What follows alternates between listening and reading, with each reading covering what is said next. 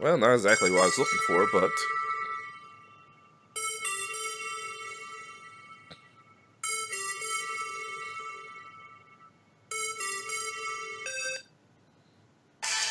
that's better.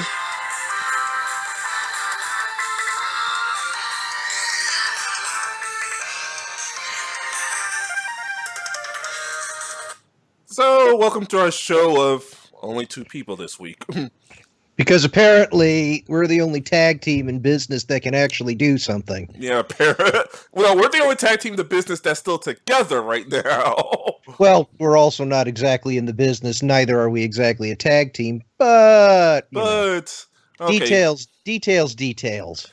Lou unfortunately has scheduling conflicts. Ninja, we have no clue. He's not showing up on our Skype feed, and maybe John will show up later. It still shows him as online, but he's not picking up. So it's just me and Will. So prepare your anuses. Yeah, no, it's going to be a lot more boring based on that. Not as much language as it would be, but, maybe there'll be some. Although I do have something to talk about in the news. Well, we have little or no news to talk about other than the Shane McMahon incident, so Well, fire yeah, away. that's true. That's true. Well, we'll start with Shane McMahon. I did hear about that. To which I forget who responded to it that said that that Shane McMahon, the only way to top the Hell in the Cell or something like that was to jump out of a helicopter. I think everybody did. Originally, the joke commercial was going to be, this week's episode is brought to you by the Shane McMahon School of Diving, where you get to dive off various high spots like a Hell in a Cell, a Titantron, and even a helicopter. Well, at least it's not off of a. At least it's not off of a high building or a volcano or a tall cliff. I mean, Shane McMahon School of Diving is working on various ways of. Oh, at this point, Shane McMahon's middle name should not be whatever it is. It should be Mishima. and okay, and we got an update on John. Apparently, his voice is still out, so okay, so is he. That's cool. That's cool. That makes sense. And the other thing, of course, is the only person that's been announced at Evo that matters, Geese Howard. Oh who is going to be in Tekken 7, which of course is one predictable, and the other one. And the other thing about it is, of course, the fact that Geese Howard should be called Geese I've Fallen from Higher Heights and Survived than the entire Mishima family combined, Howard. All I know is I'm going to have a copy of Tekken 7 by November. Yeah, same here. And the other thing, did you see the reveal for that? Oh yeah, I watched it.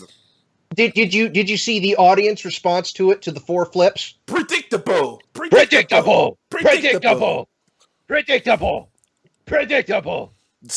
swear, I'm going to incorporate. If I ever go into pro wrestling, I'm going to incorporate the predictable throw into something I do. Anyway, the other thing that was interesting was that I guess Jim Cornette had a fit of rage.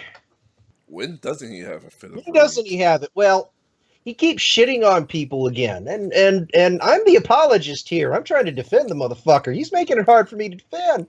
When doesn't he shit on people? He makes a living just shitting on poor Vince Russo to the point where he got a restraining order. Vince Russo, Voldemort Vince Russo, the Archbishop of Talentberry, deserves every bit of ridicule that he gets.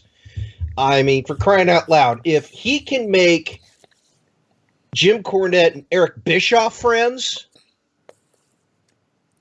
that's something. But he's still shitting on Omega and Ibushi for their involvement in DDT Pro. Yeah, supposedly their second match was much better than their first.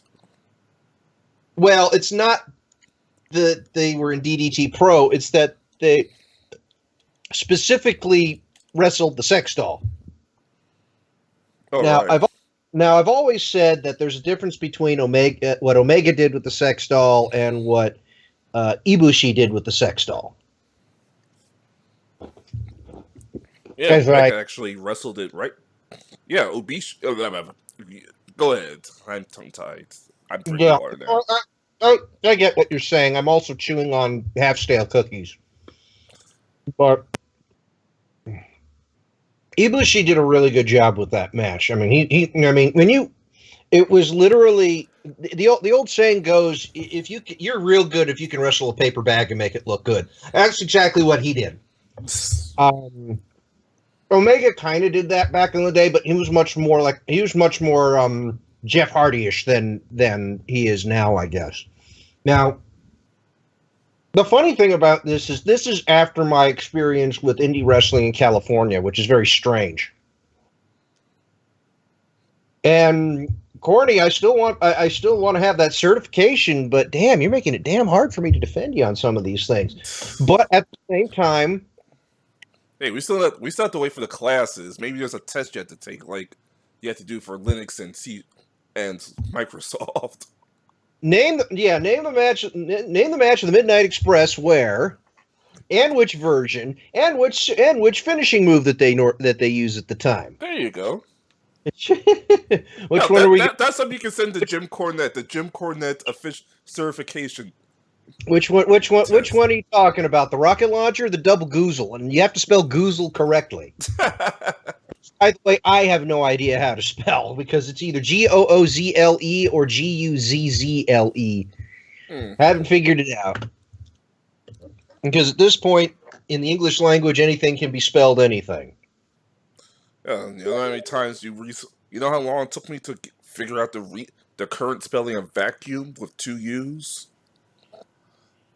And 1 C. Yeah, exactly. Anyway, should we? That's really kind of all that's going on.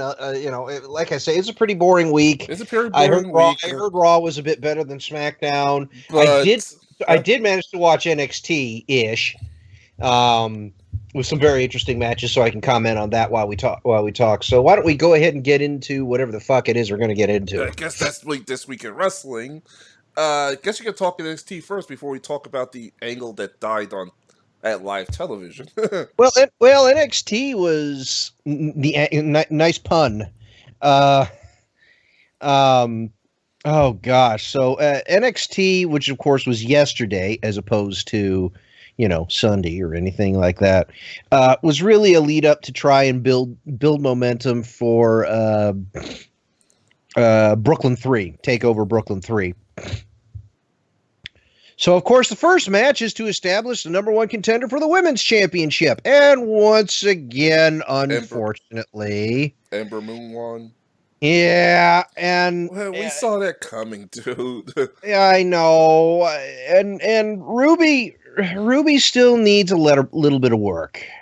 She's good. She's all right. Her character is a little bit better. I like the fact that she called out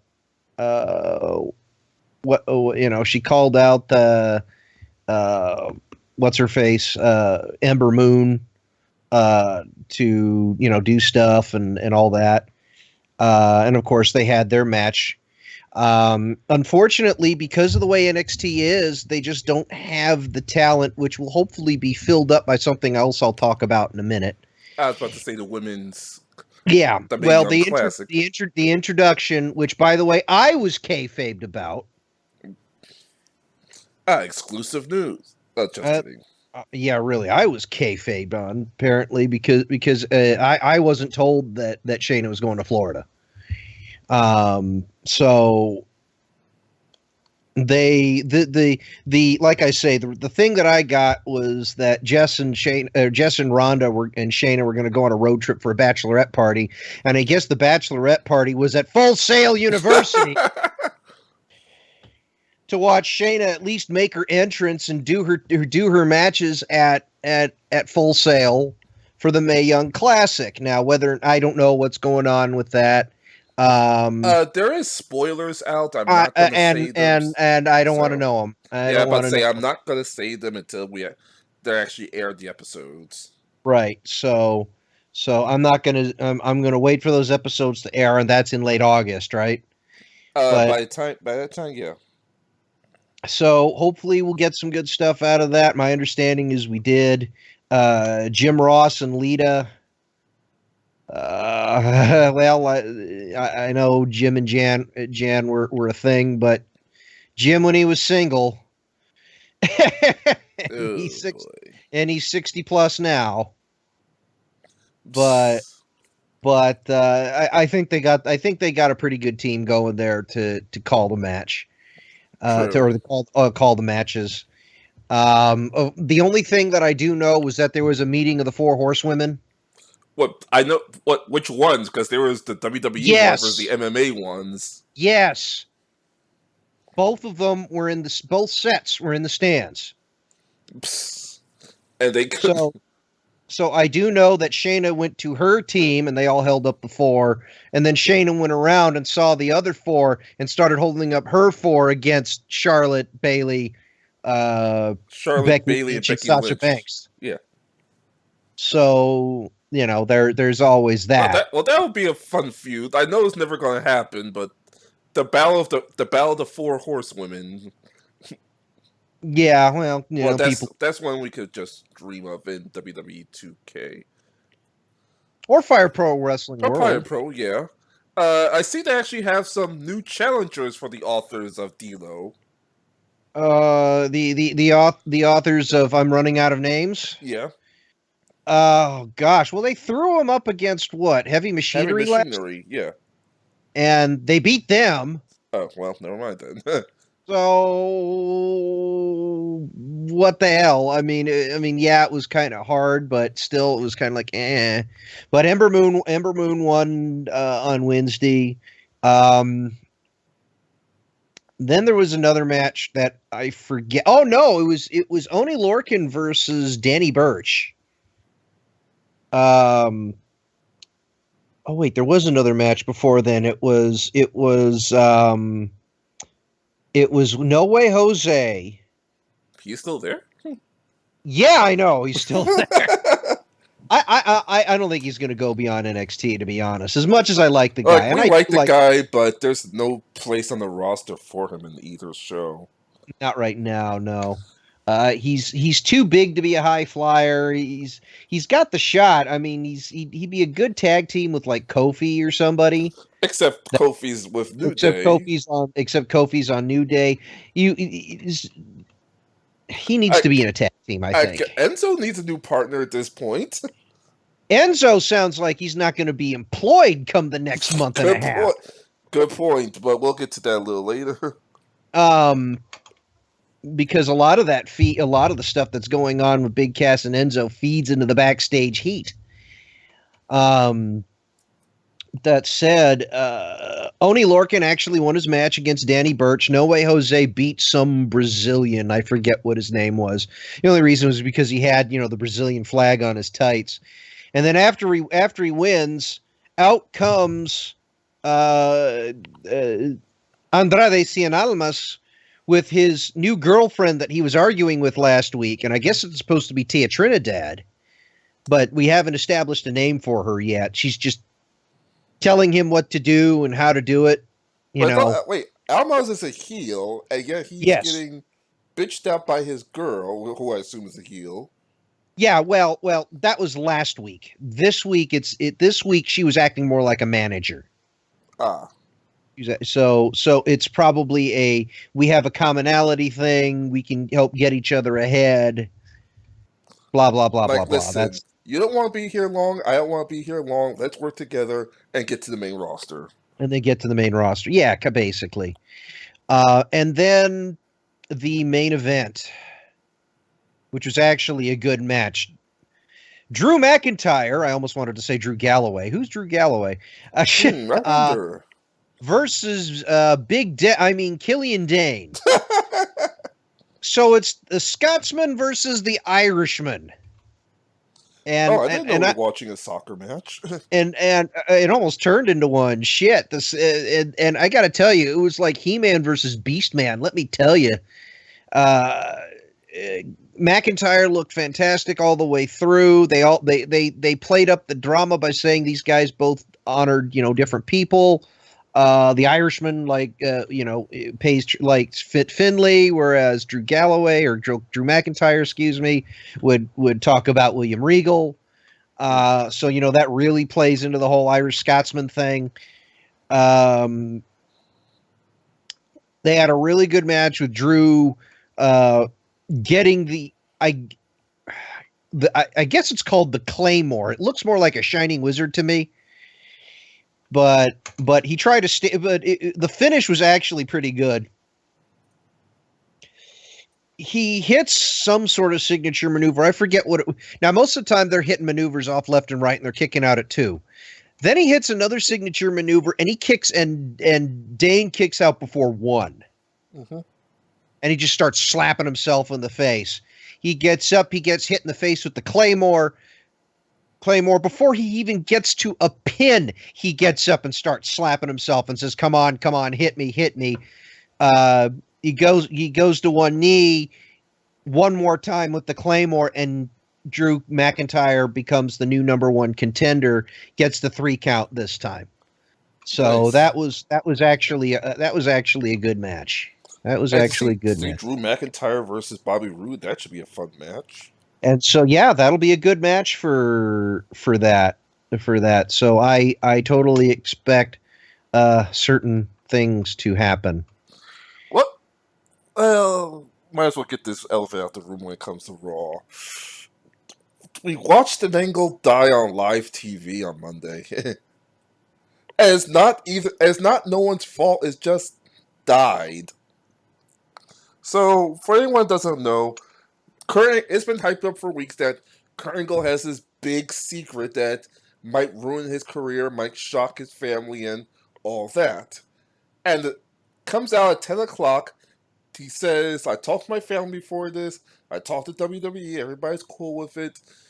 Back when I was in college, I had a girlfriend, and we, of course, had relations, and we dumped her just before I went to the Olympics.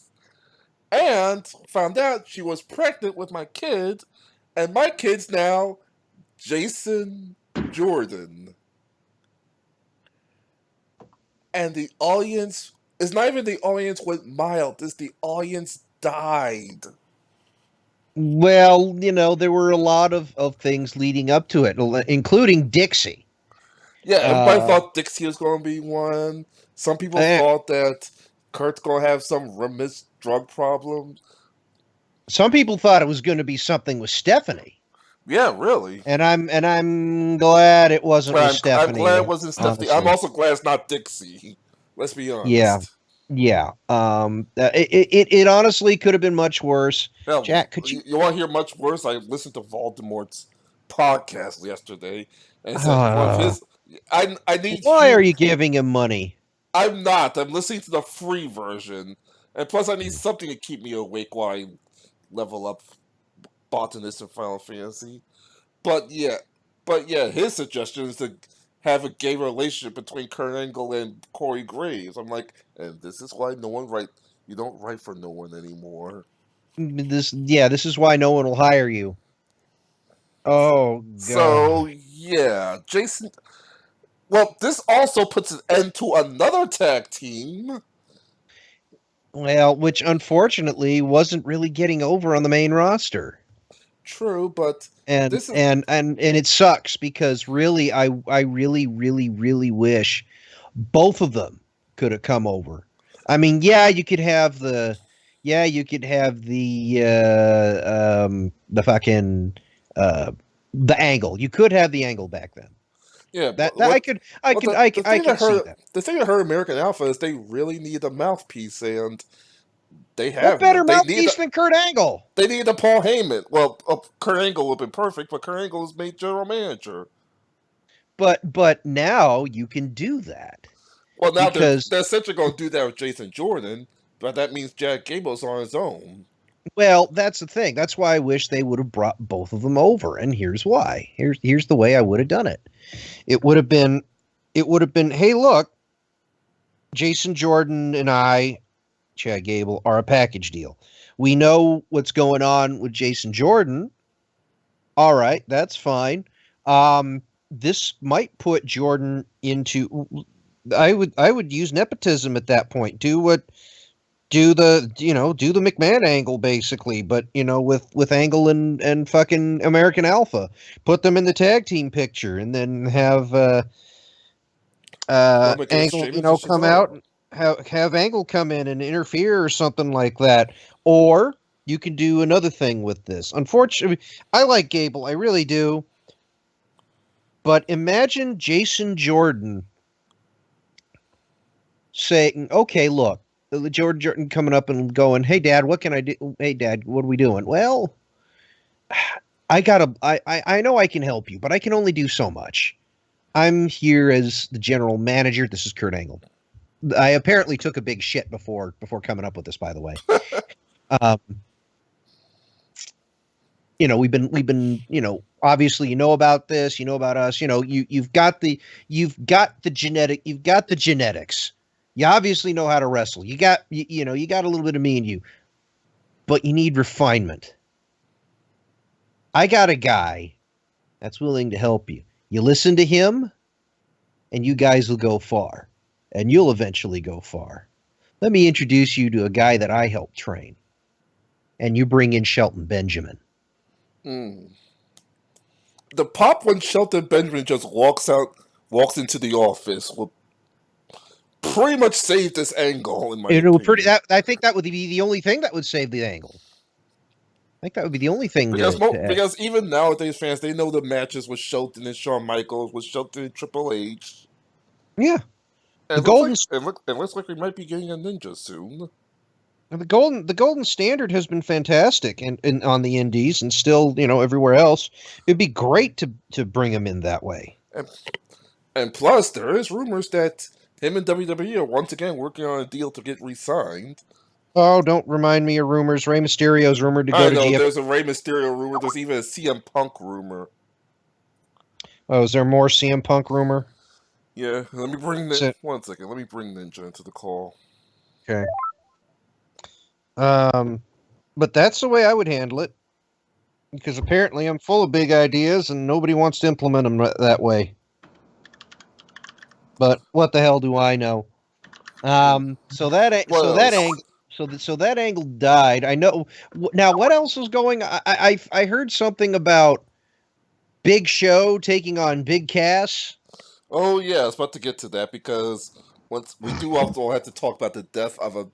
Remember, you brought up how Enzo might not have a job for long, but let's get to this. Freaking Enzo comes out, still cuts an amazing promo. You can always give Enzo that. Cuts a promo, pretty much says, "Hey, I don't run for a fight." So of course, here comes Big Cass to murder him. Enzo runs into the audience, and here comes Big Show. Enzo takes a beating, and then turns around, beats the shit out of Big Show, and then Enzo tries to run in, only to eat a big boot and lay on the ground. This I don't understand, along with the reason why my dog is trying to break my back. I think we pointed out earlier, Enzo has a lot of heat backstage. Cass has a little heat too, but it's like a match compared to a nuclear bonfire. Because the heat Cass has is that he's a major Trump supporter. Yeah. Well, I don't know what Enzo did to piss off the locker room to the point where he got the Miz treatment, which... For the 3 people that are listening, for the 2 people that are listening to this, the Miz treatment is you are not allowed to change in the locker room with everyone else. You are essentially an outcast. Wow, I didn't know the Miz was fucked over like that. Oh yeah, you never knew that? Yeah, he was not even. He wasn't even allowed to change. I mean, he fucking deserves it, but. I'm not sure exactly why, because I heard about this, and I'm like, what did he do backstage that actually got him this sort of thing? Was it because he did actually say that he was unsure about how he was going to handle being a singles? I'm about to say, who, Enzo or Miz? Enzo. I'm about to say Miz was because where he came from. Enzo? Oh, definitely. Definitely the Miz. I mean, considering his background, where he started, granted, it's been helpful to him, because, let's be honest, that's a great start to your gimmick. Yeah, but they started him which he couldn't figure out for 10 years. And look where he is now. He actually has the best. He has the best formula right now, and it works. unless you throw him up against John Cena or Roman Reigns. Then he just lays down and dies. And then he should. Well, it's not just that. He immediately turns babyface. That's the biggest problem. If you are a heel, if you are a full-blown heel, and you are put up against John Cena or Roman Reigns, it doesn't matter who you are. You automatically turn babyface. Look at Miz and Maurice. No one Miz and Maurice were hated. They were hated. And then they threw him up against John Cena and Nikki Bella. And what did those no kicks turn into? They turned into yes kicks. Everybody was cheering them. And then the inevitable happened at WrestleMania. Yeah, but now they're it kicks. You know, steal. You know, it's he's definitely stolen. At least he knows where to steal from. Yeah. So, but and the gimmick works for him. But Enzo, I mean, he got thrown off a bus. Forget thrown off the bus. Oh yeah, that's right. By Roman Reigns. He literally did get thrown off the bus. Yeah, by Roman Reigns. And like I said, his main reason for getting that is because he's complaining and he's all worried about him being a singles. He's always been a tag, and for him, this is something new. Supposedly, this heat was even before they started considering breakup Enzo and Miz. This might have been one of the reasons they pushed the pedal on this. Did they say why? No clue. Like I said, supposedly, well, like I said, both just before you came in, both of them have a little heat backstage. But I know Cass is. Yeah, Cass is just a Trump supporter, so that's his heat. But Enzo, but like I said, it's like comparing a match to a nuclear bonfire. I'm sitting here going, if you're letting politics get in the way of wrestling, you need to. Well, like I said, it's not. They say it's not that bad. It's just, I'm a Trump supporter. It's and honestly, it's not that bad. As much as I don't like as much as we don't like the 45th president, it's not that bad. It's a lot of people say it is, but anyway. Speaking, I guess I don't know. Let's just move on to the next thing we got to talk about. You weren't here earlier, so what do you think about the Jason Jordan Kurt Angle reveal? My initial reaction was, I thought, okay, who's it going to be? And then I hear Jason Jordan. I'm like, are you fucking serious? Like, that was literally my reaction when I found out it's Jason Jordan. I'm like, we're going with this? Really? We're going with that. Well, I mean, it's even funnier is that someone posted on Twitter, it's like, okay, we got to coach like Jason Jordan with Kurt Angle. And then it's like, and I'm just going, oh no, it says, hold it. And Vince goes, hold my duck. Like, it's not like one of those. It's like one of those hold my beer moments where he doesn't say that. It's like how can how can we make it dumber? He's like, hold my beer. It was similar like that, but I don't remember exactly what it was. I remember the tweet, but anyway, it was just one of those things that maybe they actually had a real legitimate way. Maybe they did have something that was more like a coaching position. That's like I said earlier. Then, the only thing that killed American Alpha is they had the talent, they just had no mouthpiece. And now Jason Jordan technically will have a mouthpiece through Kurt Angle, but that's the problem.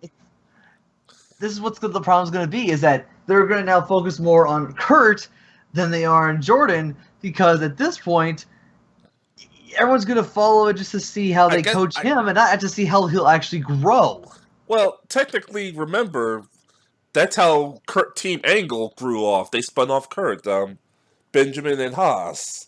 And they eventually broke on their own and became, the self-proclaimed world's greatest tag team.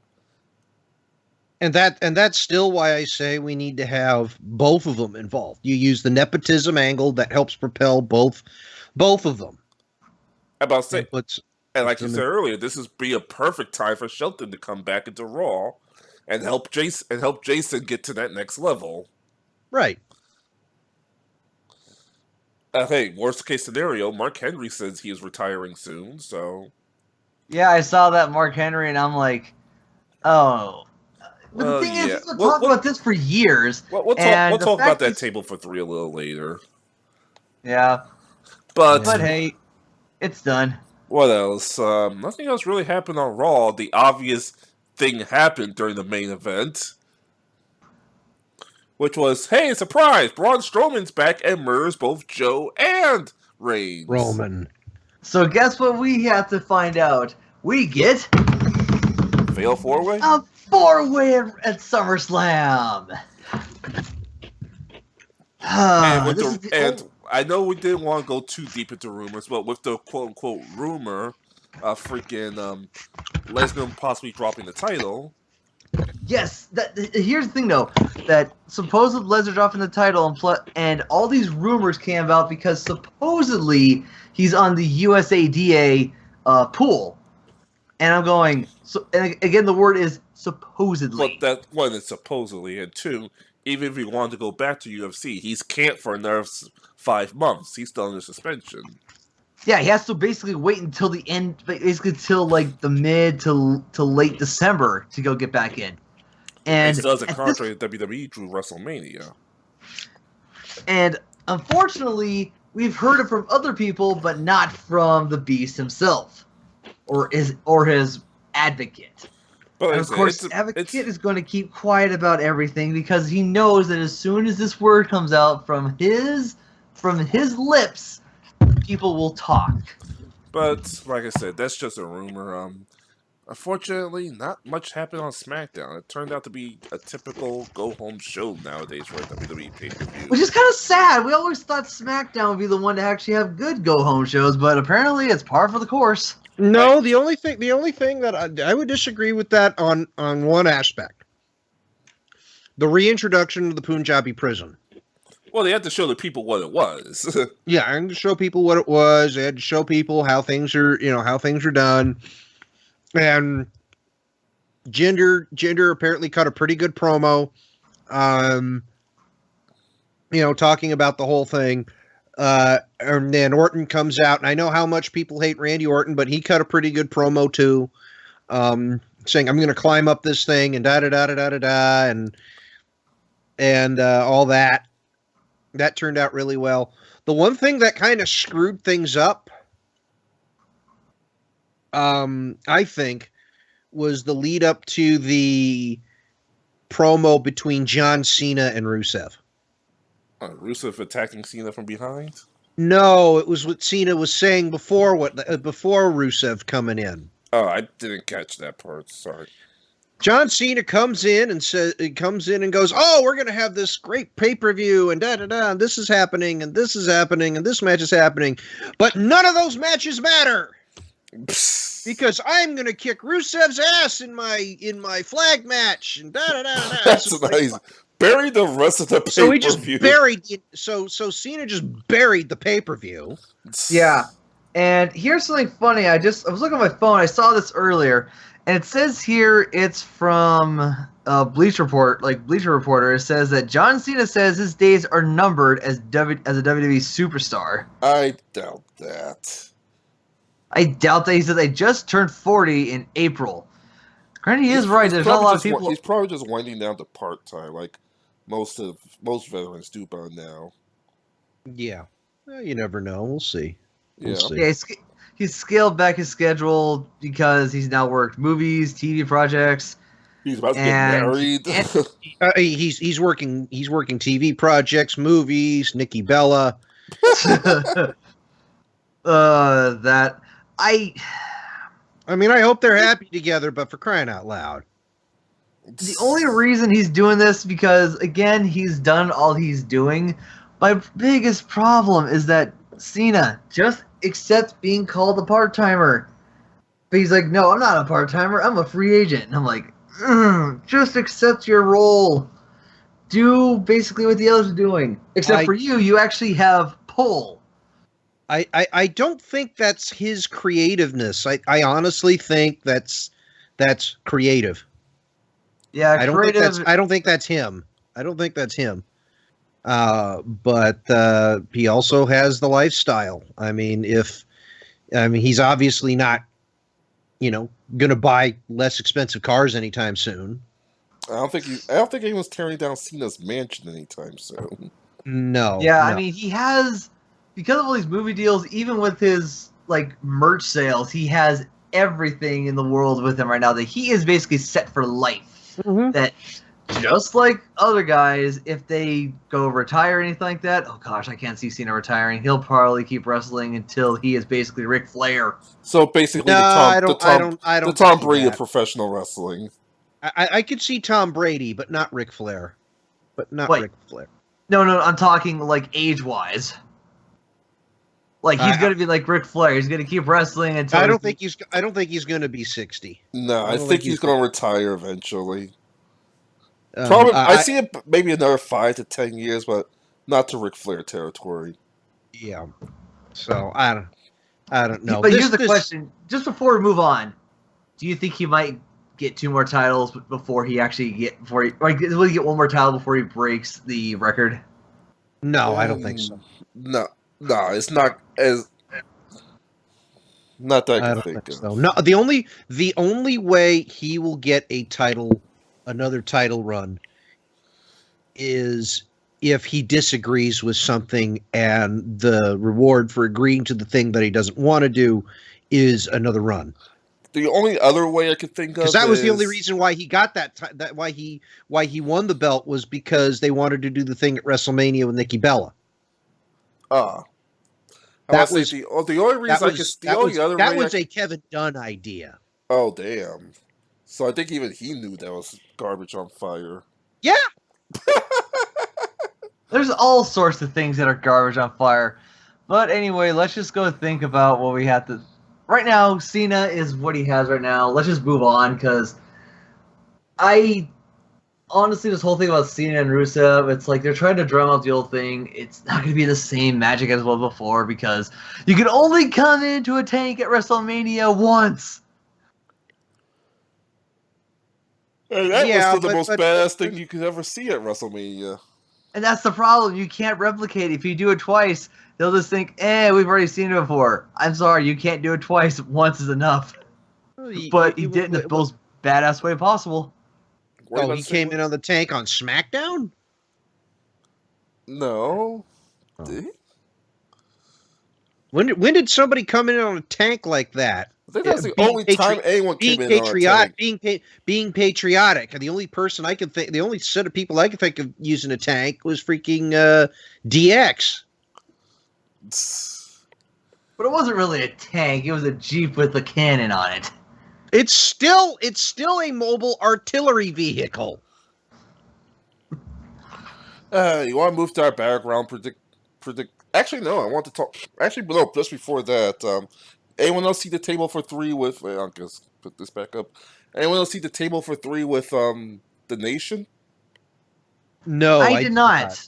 I did not. I've been busy with other things. It's pretty good.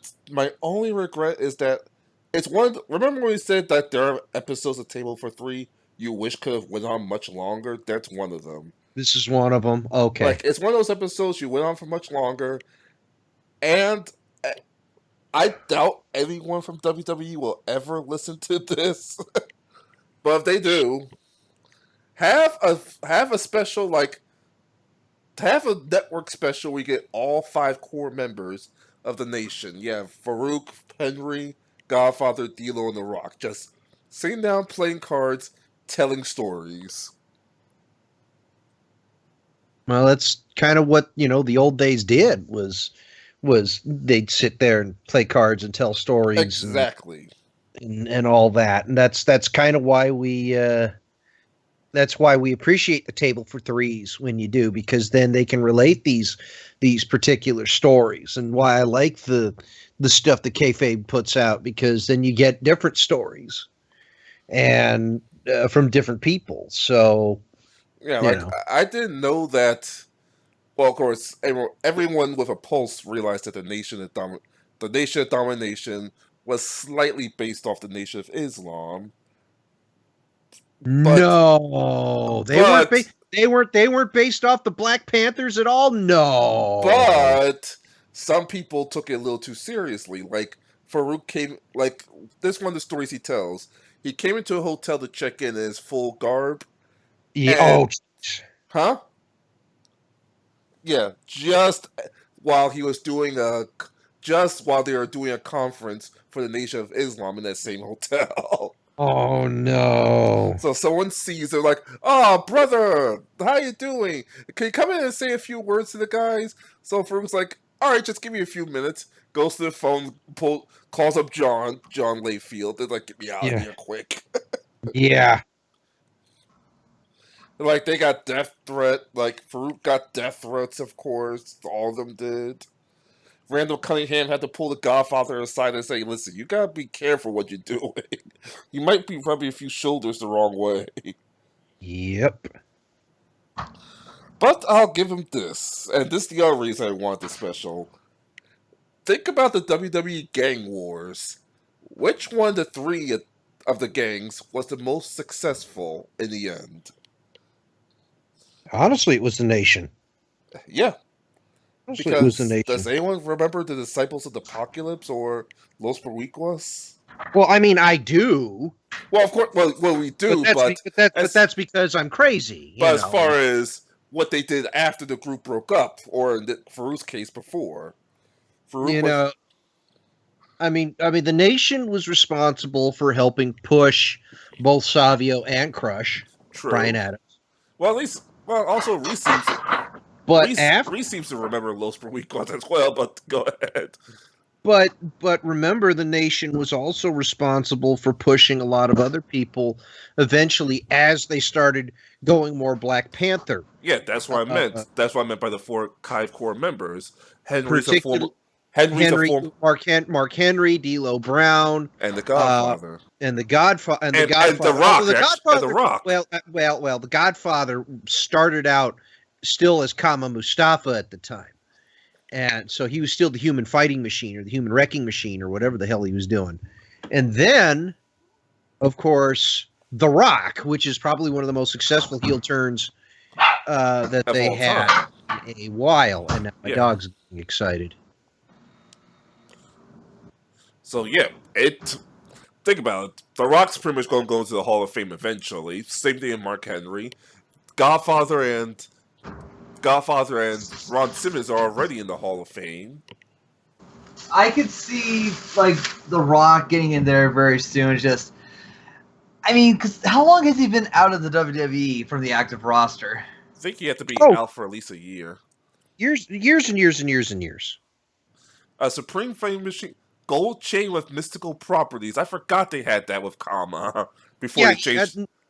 Well, the gold chain that. Well, the gold chain thing wasn't that when he melted the urn? Oh yeah, that's right. That was when he melted Undertaker's urn and made that into a chain. And that was before. I was about to say, does anyone want to remember Kama Mustafa, or we just know him as the Godfather? Hey, I remember Papa Shango. Okay. True. I forgot that was his first gimmick, but I also remember Farouk with the blue Nerf helmet. Yeah, we don't want to remember Farouk Assad. A gladiator from a long line of gladiators. Oh, yeah, that are interested in a suitcase of Bud.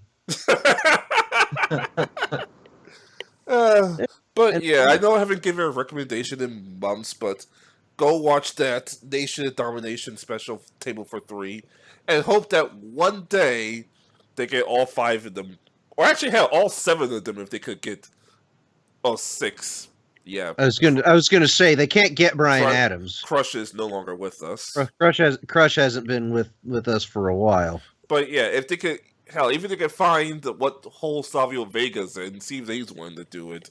Savio's not in a hole. I mean, the only reason why TNA got rid of Savio was because budget cuts. Budget cuts and Vince Russo, but also because he was, even though he was a good agent, people couldn't understand him because his accent was that thick. And apparently, Godfather stated that D'Lo works for him now, so yeah, they have no problem bringing him in. No problem bringing him in. Yeah, I don't know what.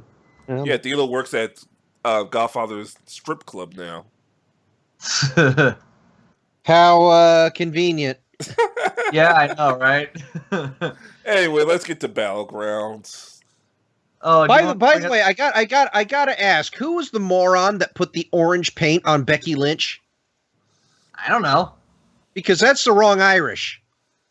Okay, actually, Reese just had the whole list of Nation members. Ron Simmons, Savio Vega, Mark Henry, Clarence Mason, The Rock, The Godfather, PG-13.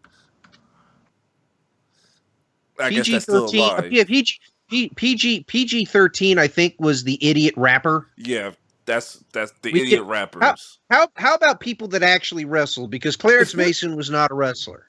No, but I'm actually going to pull this from the game, what you call Poker Night, the inventory.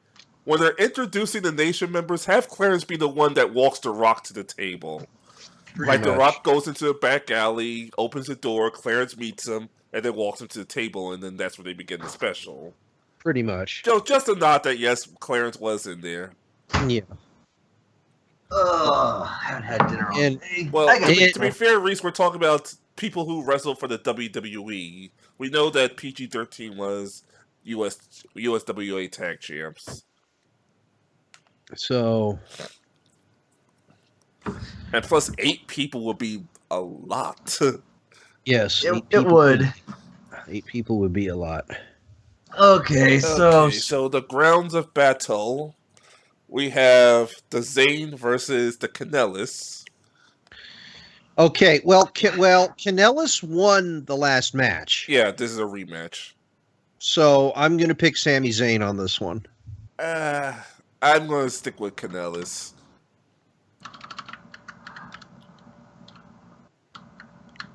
I got to think about that now because I don't know whether or not they're going to change that up or not. You, Reed? Well, I know this is not a pre-show match. At least as far as I know. I know the pre-show match was Aiden English versus Ty Dillinger, which sucks. But yeah. I mean it's Ty Dillinger. I feel sad he's doing this, but slowly but surely, I hope they give him a chance. But yeah, whatever. He won the last match, and it wasn't on the pay-per-view, so I know that. Shit. Yeah, he won the last match on SmackDown, and that's what built up to this match. I think the match was actually on this week's SmackDown. Yes, that's how I know. Oh, okay. Shit, I have no idea. I want to say Zayn, but I got a feeling they're trying to build up Kanellis just because he's a return. Well, no, unfortunately, it's his wife that's a return. No, Mike Bennett is not a return. He's new. Yeah, Mike Bennett is debuting. Is his wife? Maria is the return. Right. I'm losing. But that's why I'm kind of going back and forth on it. Yeah, I might say Zayn, but I may go with just for the build with Kanellis. I mean, it'd be a shame for that because I mean, after all, I was wrong with that too. With the last time, Zayn was in something and he won, but so that's part of the. I'm trying to look on everything Zayn's had in the pay-per-view on our list. He mostly loses. He mostly loses. Do you ever get the feeling that they're actually trying to build him up? I think they just don't know what to do with him. A subtle build-up with WWE creative? No. I know that, but here's the thing, though. What if they're actually trying to make him do one of those things? He loses so much and he finally gets his redemption. But he won his last match. Like, in a big way. But that would require a title match, but all the singles titles are tied up in other feuds. I know, that's the problem. The secondary single titles. Fuck. I am not sure. And I'm not counting the Money in the Bank ladder match because there were too many variables in that. Yeah. Oh, of course that. I mean, it's like, yeah, he lost, but so did four or five other people. I am. You know what? Even if I lose and my score might go down, I am going to go with Zayn on this, just because it's the only thing they could possibly do is to possibly try to do something, and Plus, we all know WWE's 50-50 booking. Let's be honest. Mm. And just a comment at Reset. PG-13 did wrestle once in the WWE, but they were kicked out soon after. I guess they didn't please Vince enough. So I'm gonna go with Zayn, even if I might change my mind. Even though I know in my gut he might lose. Alright, I guess moving on to the women's 5-way dance for the #1 contender to face Naomi. Wait, Naomi's not in this title. Isn't in the title. Isn't in this game. No, it's not. No. It's it's a #1 contenders match. Yeah, it's Tamina versus Charlotte versus Nia Jax. 5, 4, 3, 2, 1. Tamina versus Natalya versus Charlotte Flair versus Lana versus Becky Lynch. I'm looking right at the picture and I am screwing up. You idiot. Okay. I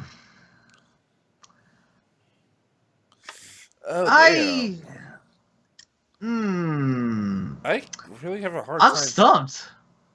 I am completely stumped because Carmella has basically been pushed out. Carmella still has the Money in the Bank briefcase. Yeah, Carmella's out of the picture.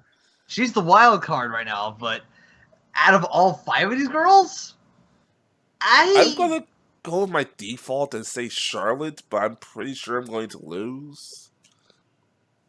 And so you're Charlotte's gonna go usually the Charlotte? default pick in this case. Yeah, let's be honest. So you go Charlotte. That's the problem. I don't know. I mean, it's so hard to pick which one. I'm not even sure what the other pickers have taken because you got an idea, Will? Well, it's coming down to 2 people for me. It's coming down to either Becky Lynch, because I think they're fucking over Charlotte right now. I think Charlotte's in the wrong place. I really do. Hang on just a minute. I got to replace a battery in here. Hopefully that takes care of that. No, it didn't. Hang on. I can't hear a thing. There we go. Hastly Kayfabed, everyone. Hey, it's either going to be Becky Lynch and this is going to sound weird, but Tamina.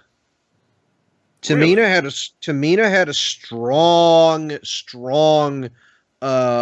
ending on SmackDown. And to me, between those two, I think those are the only 2 that make sense. Natty, I wish Natty would get her shot with that title, but she's not going to get it. No. I know she's not going to get it. As much as we want to see that happen. And Lana, had Lana versus Naomi several times. They only, several. And by several times, we mean once. And please never do it again. No, they have. Although to be fair, I need to retract that because the match actually wasn't half bad. They fought twice. Throw her up against somebody else that knows what they're doing, and we'll see what happens. Yeah. But.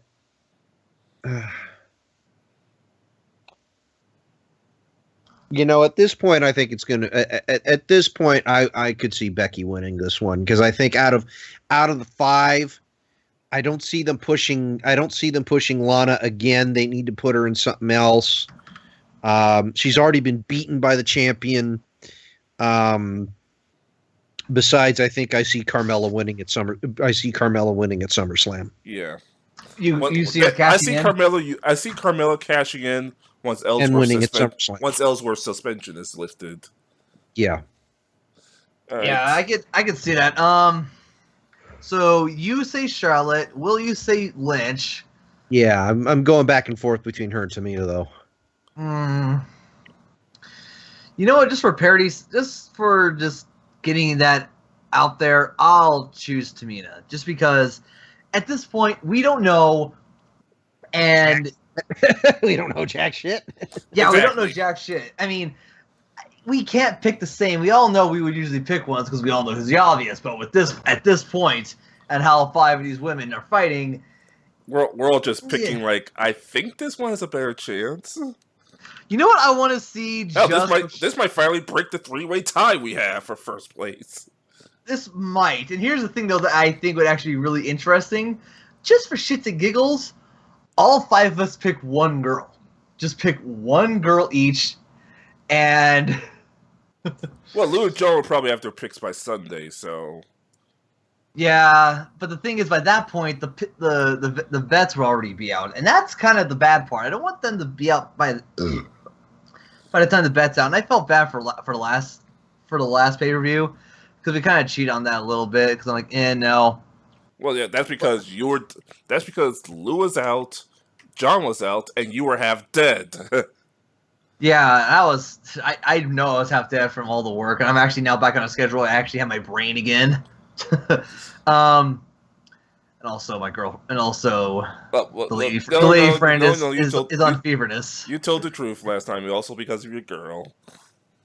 We're men here. You don't have to beat around the bush. Oh, yeah, she was also sleeping at the time, so I didn't have my brain there all the time. Sure, she was. Anyway,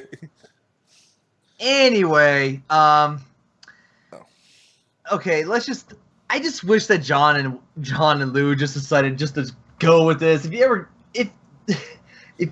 pick the other two, I would just like to see that as who would actually have the chance. It'd be fun to watch. But anyway, Nakamura versus Corbin. This is tricky. I'm going to go with Nakamura. Corbin already has a Money in the Bank briefcase. A loss isn't going to hurt him at all. At least not right now.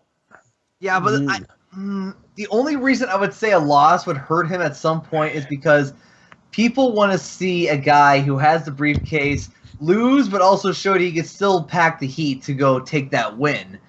Yeah, because Edge lost a couple of times while holding the briefcase, and it didn't hurt him.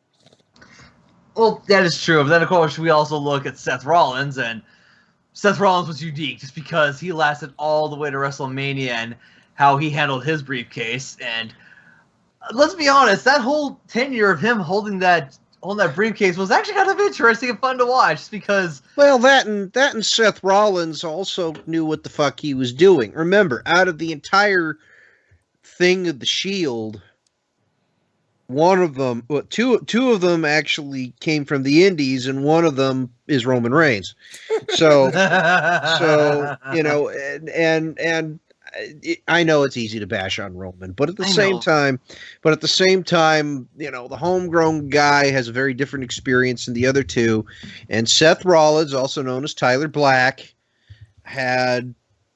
was a star. He really was. And I think WWE saw that. I think that's why they had it. That's why it worked for him to cash in at WrestleMania. And I think that's why, you know, they put their trust in him at the time before he got injured. You know, the only reason why Finn Balor isn't champion right now is because of his injuries. Which, isn't he injured again or some shit like that? Yeah, supposedly he might have got injured. Supposedly he got injured after taking that guitar shot from from the Drifter, yeah. From the Drifter hit him in the shoulder, but one of the guitar pieces flew up into his face. Oh, okay. Okay. So it wasn't a direct headshot. It was a freak accident. It was a freak accident on a gimmick with a gimmick guitar on a what should have been a kayfabe injury, but wasn't. But here's the thing, though. At least it's not going to be an injury where he's going to be like, oh, he's going to be out for a few weeks or months. No, it's just one of those things that like, ow, dude, why'd you do that? He got a splinter is what he got. Yeah, I mean, I'm just glad it wasn't like in his face all of a sudden. It's like, oh my gosh, what is in his cheek? Holy shit. I don't trust creative again. Yeah, okay, now back to Nakamura and Corbin. That's why I said I don't trust creative again. I don't know what the buildup is between these two. I don't know. I guess they're building up since Bank and Money in the Bank, if that's to be fair. Yeah. Then they should have put Nakamura against Styles. Shit. No. Remember, Corbin attacked Nakamura during his entrance. Oh, that's right. That's right. Shit. Okay. Also remember this. You don't blow off your moneymaker this early. You want to build it up because remember at Money in the Bank, they teased it. We don't want them to blow that load early. We want them to build it up so we can actually enjoy it. I don't want Nakamura and Styles to fight right now. As much as I would like to see that, we wait for the right opportunity. Not at a B show. I want to see it at one of the big four. Hell, WrestleMania is what I would like to see. WrestleMania, because they need to. Well, WWE needs to respond to G1 show, G1 USA. They need to respond to that. Yeah. Because this is an Impact. They're not going to shoot themselves in the foot with a champion who's pretty much going through a what do we call it case right now, domestic abuse case. Which is the funny that's actually Paige that actually might be get arrested. And also, this little side note: if Paige gets indicted,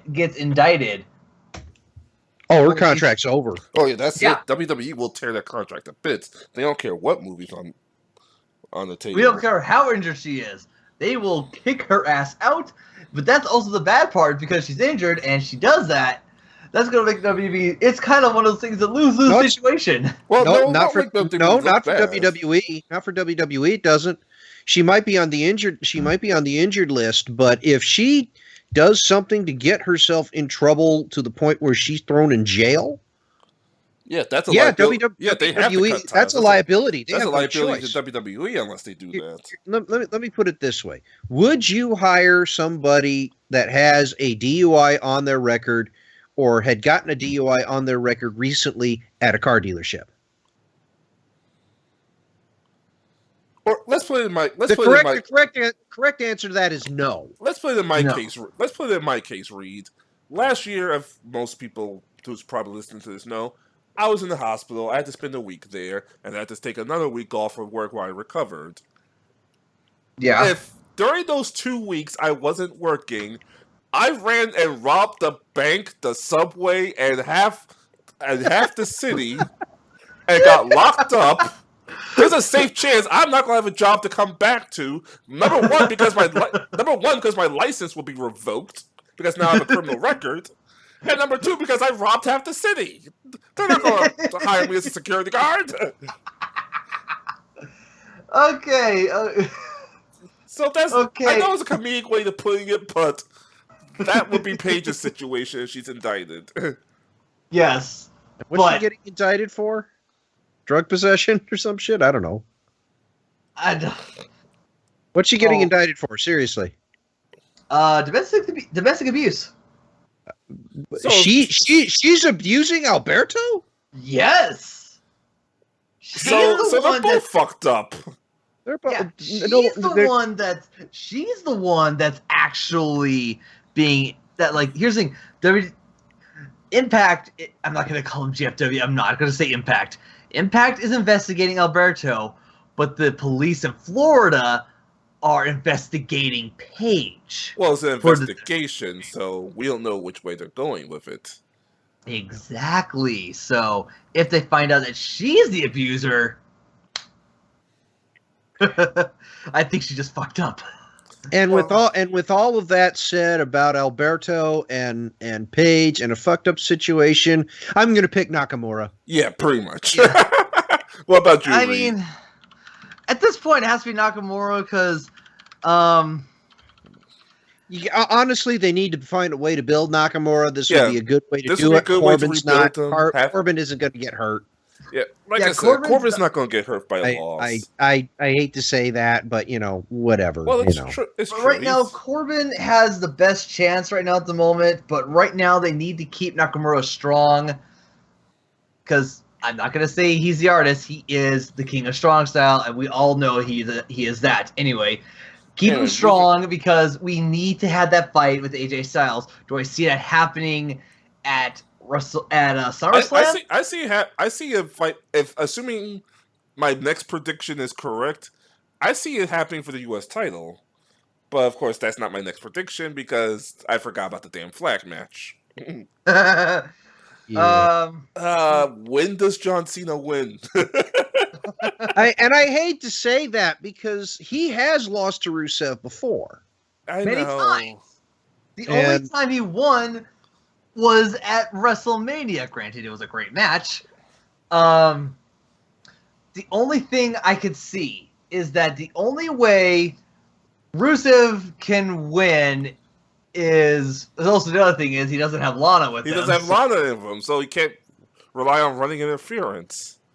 That's the thing. It's just that this would be all Rusev, which congratulations, Rusev. You might actually have a damn chance this time. The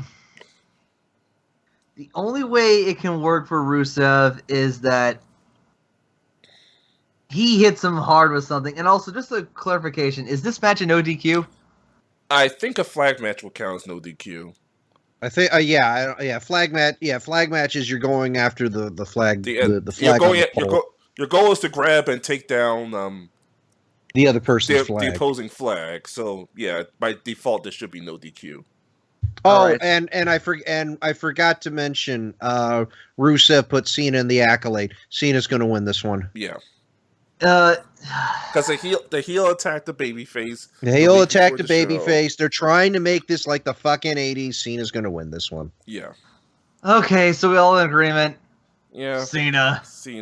So let's actually get to the match I was talking about earlier before we hit that roadblock. AJ Styles defending his newly won United States Championship against the face of America, Kevin Owens. Oh, this is hard. This is hard because I think we all would have chosen Styles. We would have chosen Styles if he didn't win an MSG. Yeah, we all would have. We all would have been in agreement that we would have chosen AJ Styles, bar none. But the situation has basically turned on itself, and we don't know what to pick because at this point, I hinted at my pick earlier. I think Styles is going to win and hopefully help build to a feud of Nakamura. But this is the only reason I'm keeping Styles to retain. And the other thing about Styles versus Nakamura is that it's not heel versus heel. Styles is now basically a tweener. Well, yeah. Well, we have face versus face before. Yeah, but you can't drop you can't drop the tension the way you can with the face versus heel unless they were both like really, really, really pushed. There we go. And again, never trust creative. I know, but the only reason that AJ Styles and Nakamura were like spacing each other like that is because the whole thing because was New Japan. New Japan. Yeah, everybody remembers that. Everybody remembers that match. But here's the thing, though. No. The wrestling fans, the people that watch New Japan, good point, have seen that match. I have not seen that match. Oh, good point. I haven't either. But the thing is, the casual wrestling fan that doesn't know about anything other than WWE. Or let's say just American professional wrestling in general, had no clue that these two people had a match before in Japan, and it was one of the greatest matches at G1 2016. And ironically, the last match of both Styles and Nakamura before they both came to WWE. Before they retired, or they went away from New Japan. So what does that tell you? To me, this says one thing is that these guys had a great match. I think this is more not like, a face versus face. This is more like two guys that are like one of those, like they're just going, you want to go one more time? It's more like, it's one of those things that they know. WWE fans, as Will just explained, they didn't know there was a first time. And the other, continuity is a thing. WWE has its own continuity that doesn't necessarily intersect. There's continuity, but it doesn't intersect necessarily with other organizations. Oh no, unless briefly mentioned. I mean, I can see them briefly mentioning they had a match before, but they're not going to hype it up. They're going like, "Oh, this is the big time." And here's the other thing. And here's the other thing about this.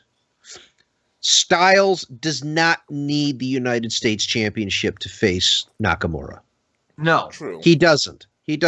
Titles, when used properly, are meant to build people. These two people are already built. They don't need the title for this. It's like Macho Man versus Ric Flair. When Macho Man had the title, Yeah, actually, between those two, it's really the first time when the champion was chasing the challenger due to the whole thing with Elizabeth, and the title became secondary compared to the soap opera shit that was going on between Savage, Elizabeth, and Flair. So, and there are a couple other situations where the Intercontinental title was where the title was secondary. Triple H versus Ric Flair. Put me in a cage. The title is like, it's these two people. They just, we're trying to take you out. And da da da da da. Please put me in a cage. They got the cage. They're just beating the shit out of each other. The fact that Ric Flair has the Intercontinental Championship and it's for the Intercontinental title, no one cares about that. Yeah. No one cares about that. Styles does not need the U.S. title. I don't think Owens needs it either, but it helps for him to have it to be the face of America, and would still works. See, there are two things that they could do to combat G1 USA. Owens winning the U.S. title back, so that way they can do the whole Canadian versus Canadian thing. And Styles versus Nakamura at SummerSlam, because those are the only two things that they could do. Because right now, Kenny Omega having the U.S. title to me doesn't mean a whole lot. No. It doesn't mean a whole lot. It's too new of a title. I don't know how they're going to defend it. I personally don't think he was the right guy to get it. But I honestly, if they were really going to do that, they should have put it on Cody Rhodes. I think it would have made sense for him. But he had the Ring of Honor title at the time, and he still has it. So, 6 of one, half a dozen of the other. I don't know how that would be handled.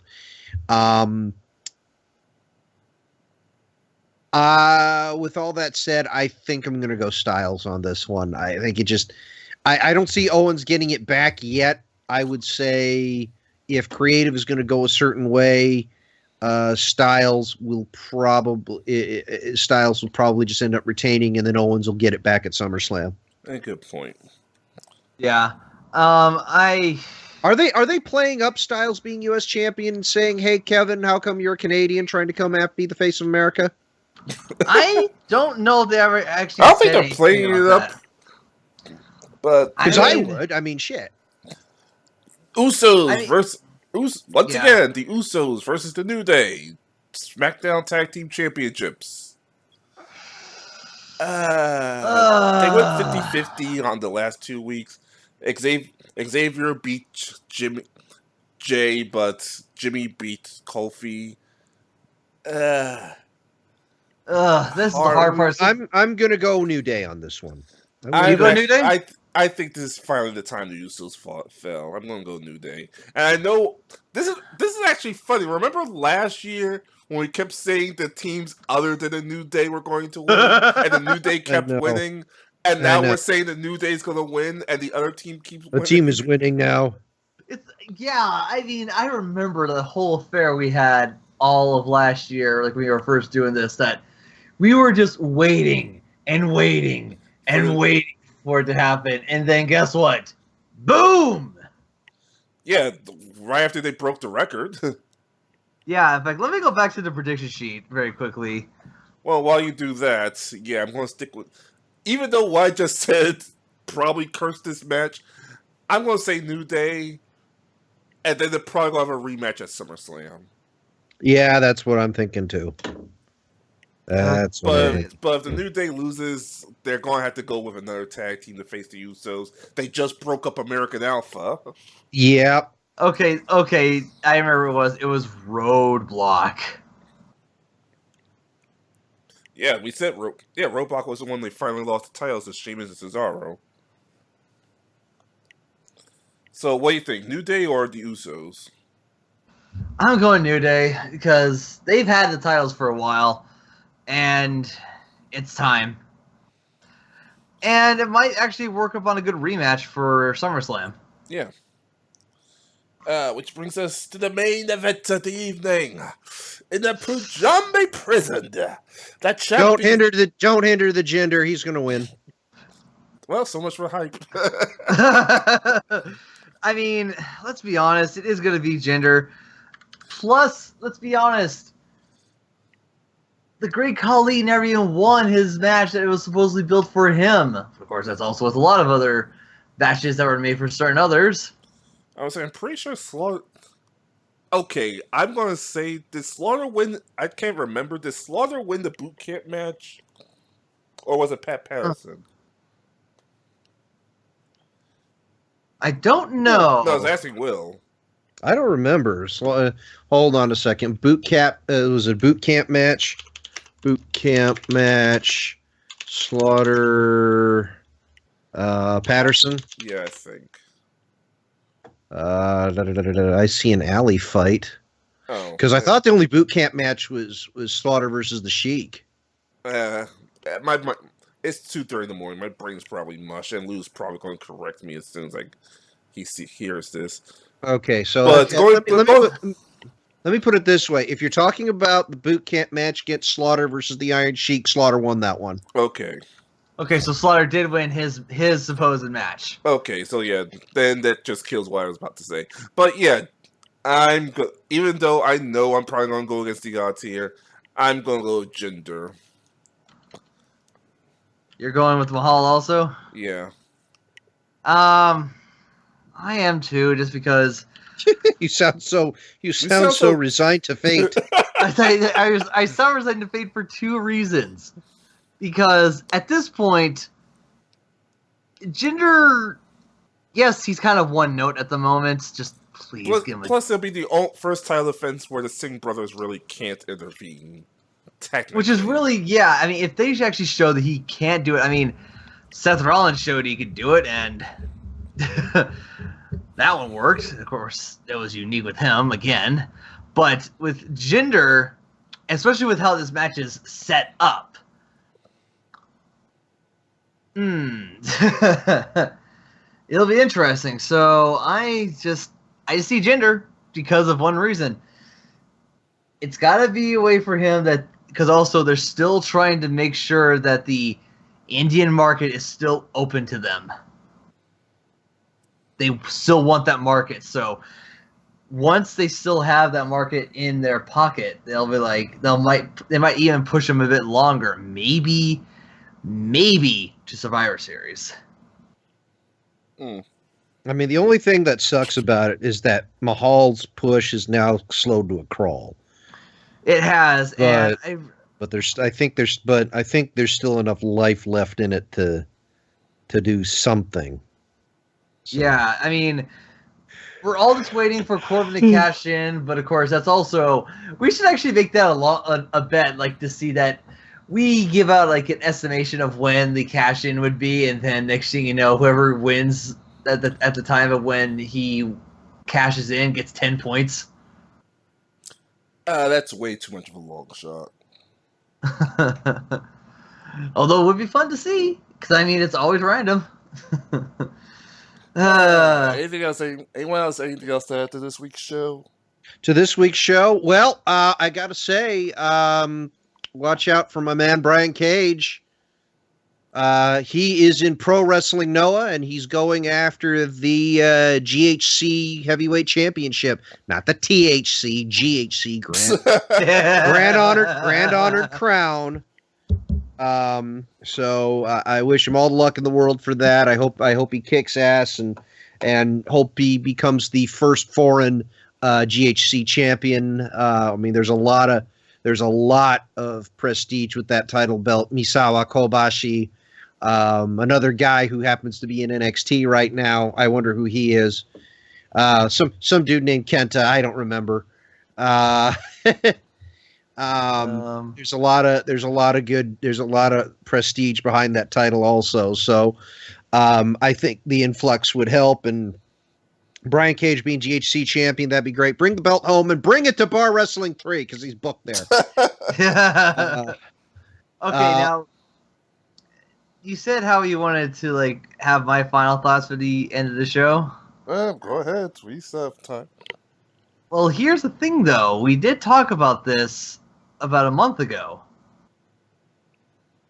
Because you know what? Do you know what this week is? The 1 year anniversary of the draft? Yeah. Yeah, I was about to... Oh, thanks for reminding me. Next week, we'll do the recap of... for the 3 people listening to this. Next week, we'll do the recap of Battleground. The week after, assuming Lou's back with us, we're going to talk about the 1 year anniversary of the draft. Because I think at this point, because it's only 3 of us, we kind of want more people. Yeah, we want the full crew for that. That's definitely when we want the full crew. Yeah, but just for like... Okay, here's this. Yay or nay on the draft right now, on the split already. Just let's save that for the show. Save that for the show, because we need to actually sit down and look at both rosters throughout the year and find out how well it did. That takes like a lengthy discussion. Yeah. So with that said, what else is going on? Oh yeah, Wrestle Circus. Watch Wrestle Circus on Twitch. Twitch.tv/Wrestle Circus. No, this has nothing to do with me being a moderator on the show. Nothing at all like that. Whatsoever. Or you can watch this channel, Iceman X79, when tomorrow when I finally do my Splatoon 2 gameplay. Because hey, stop trying to take my gimmick. I'm going to be doing that. Hey. Did you download it? You downloaded it. I have to wait till tomorrow to go buy the physical copy. Oh, you're one of the smart people. No, I didn't download it at all. Mine comes in the mail. No. The reason why I say you're the smart people is because the network has been hit. Because everybody's probably trying to download that now as we speak. Download that damn game right now. Do you know how many people are downloading it right now? Probably. So many people that's actually taking people hours just to download it, and it's a small file. But I was about to say, like, with Will, we just need 2 more people. We can make a Splatoon team. Holy shit! What a concept! But we'll probably have to talk over something, No, we're not going to use Skype. Trust me. It's going to be cursor. No. It's going to be cursor. No. No. I was saying we should definitely not use that fucking app. No, definitely not the app. You didn't hear me when I said we're either going to use Cursor Discord. We're definitely not going to use Skype. Yeah, pretty much. So I will leave you with this tweet that I have just seen on my feed. Okay. Shayna and Swoggle is the WWE rom-com film the world needs. Good night, everybody. Good night, everybody. Till next week.